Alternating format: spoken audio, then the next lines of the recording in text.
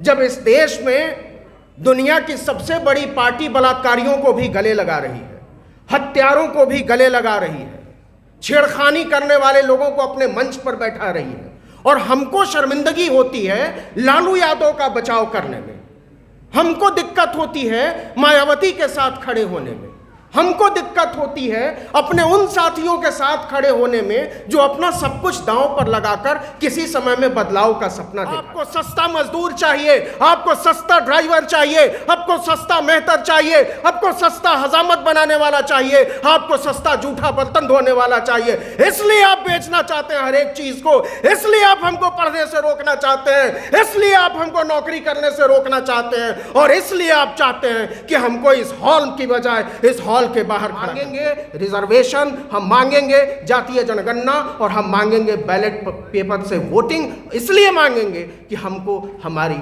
वाजिब हिस्सेदारी चाहिए।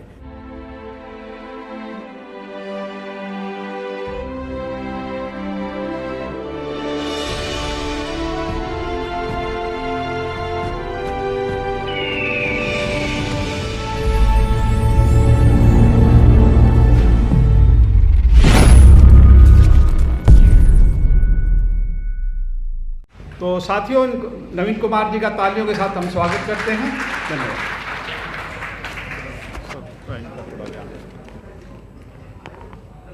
प्यारे साथियों, आपने मेरा काम आसान कर दिया कि संक्षेप में अपनी बात रखनी है।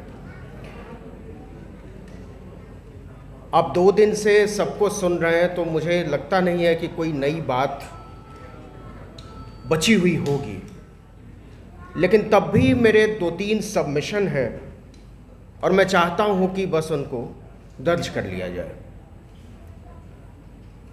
एक ऐसे दौर में हम यहां बैठे हुए हैं जब हिंदू प्रचंड खतरे में है।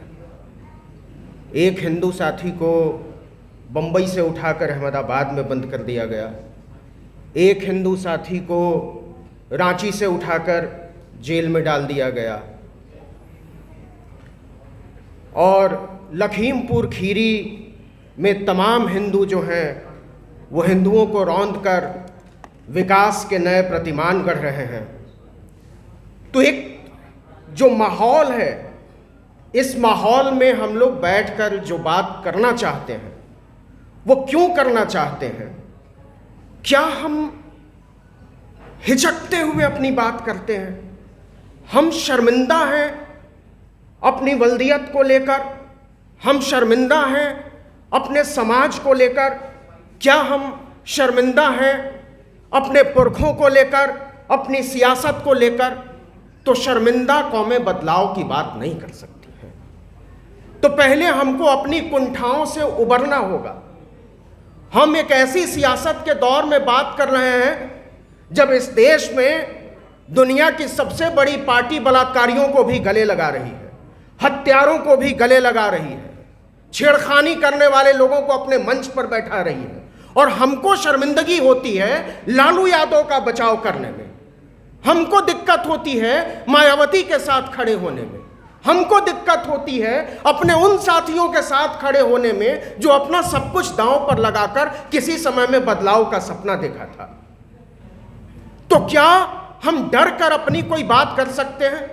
अभी 2 दिन पहले एक रिपोर्ट आई है, और वो रिपोर्ट ये कहती है कि देश की तीसरी बेहतरीन यूनिवर्सिटी, बल्कि दूसरी बेहतरीन यूनिवर्सिटी जेएनयू के बाद जामिया मिलिया इस्लामिया का फंड 15% घटा दिया गया। अलीगढ़ मुस्लिम यूनिवर्सिटी का फंड 20% घटा दिया गया। रतनलाल बैठे, रतनलाल बेहतर बता पाएंगे। लेकिन बीएचयू का फंड 5 साल में दुगना कर दिया जाता है। मुस्लिम लगा है, इस्लामिया लगा है, तो आप पहले उनको कर्ब करो, और हिंदू केवल लगा हुआ है तो उनको आगे ले जाओ। साहब, आपको लगता होगा कि यह केवल फंड का मामला है। यह फंड का मामला नहीं है। ये जो जातीय जनगणना की बात कर रहे हैं ना, ये सीधे सीधे वहां से जुड़ता है, क्योंकि देश की सबसे बेहतरीन यूनिवर्सिटीज में पढ़ने से आप इस देश के बहुजनों को रोकना चाहते हैं। आप इस देश की सबसे बेहतरीन नौकरी करने से इस देश के दलितों, पिछड़ों, आदिवासियों, पसमानदा मुसलमानों को रोकना चाहते हैं। आप नहीं चाहते हैं कि हम आपके बराबर की कुर्सी पर बैठकर आपसे बराबरी की बात करें, इसलिए इस देश के यूनिवर्सिटीज पर ताला लगाने की तैयारी है। मैं बार बार कहता हूं कि इस साजिश को समझने की जरूरत है। इस देश में सरकारी संस्थान, सरकारी बैंक, सरकारी यूनिवर्सिटी इसलिए नहीं नीलाम किए जा रहे हैं कि कोई बहुत बड़ा आर्थिक घाटा होने वाला है, नहीं साहब, इसलिए नीलाम किए जा रहे हैं कि इस देश के दलितों, पिछड़ों, बहुजनों, मुसलमानों को उसमें घुसने से रोकना है। आपको सस्ता मजदूर चाहिए, आपको सस्ता ड्राइवर चाहिए, आपको सस्ता मेहतर चाहिए, आपको सस्ता हजामत बनाने वाला चाहिए, आपको सस्ता जूठा बर्तन धोने वाला चाहिए। इसलिए आप बेचना चाहते हैं हर एक चीज को, इसलिए आप हमको पढ़ने से रोकना चाहते हैं, इसलिए आप हमको नौकरी करने से रोकना चाहते हैं, और इसलिए आप चाहते हैं कि हमको इस हॉल की बजाय इस हॉल के बाहर खड़ा कर दिया जाए। हम खड़े होने को तैयार नहीं है, हम खड़े होने को तैयार नहीं है। इसलिए तैयार नहीं है कि हम आपकी साजिश को समझते हैं, इसलिए हम तैयार नहीं है कि हम जानते हैं कि आप हमको कहां ले जाना चाहते हैं। आप विकास की बात करते हैं, इससे बड़ा फ्रॉड कुछ हो नहीं सकता है कि जिस दौर में इस देश का नौजवान सड़कों पर है, जिस दौर में इस देश का मजदूर सड़कों पर है, जिस दौर में इस देश का किसान 1 साल तक आंदोलन चलाता है, और आप कहते हैं विकास हो रहा है, तो किसका विकास हो रहा है? लेकिन सवाल विकास पे नहीं है, सवाल यह है कि जो लोग सड़कों पर आंदोलन कर रहे हैं, जो लोग बाहर खड़े हैं नौकरियों के लिए, जो लोग फॉर्म भरकर इंतजार कर रहे हैं इम्तिहानों का, वो कौन लोग हैं? इस देश में एक सर्वे होना चाहिए, बिल्कुल होनी चाहिए जातीय जनगणना, और जातीय जनगणना इसलिए होनी चाहिए कि यह तय होना चाहिए कि हमारी हिस्सेदारी 50% है कि 75% है, और तब हम मांगेंगे 75% रिजर्वेशन, तब हम मांगेंगे 90% रिजर्वेशन। यह नहीं हो सकता कि इस देश में 10% लोग तमाम पदों पर काबिज हों और आप कहें कि हम आपको 50% पर समेट देना चाहते हैं।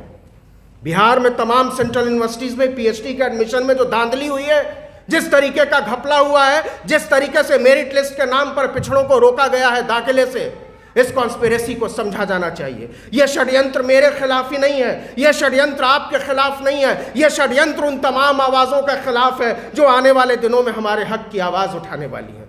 इसलिए मेरे दोस्त, मैं इसलिए ये बात बार बार कहना चाहता हूं और पुरजोरी के साथ कहना चाहता हूं कि हम सब इस षड्यंत्र को समझें।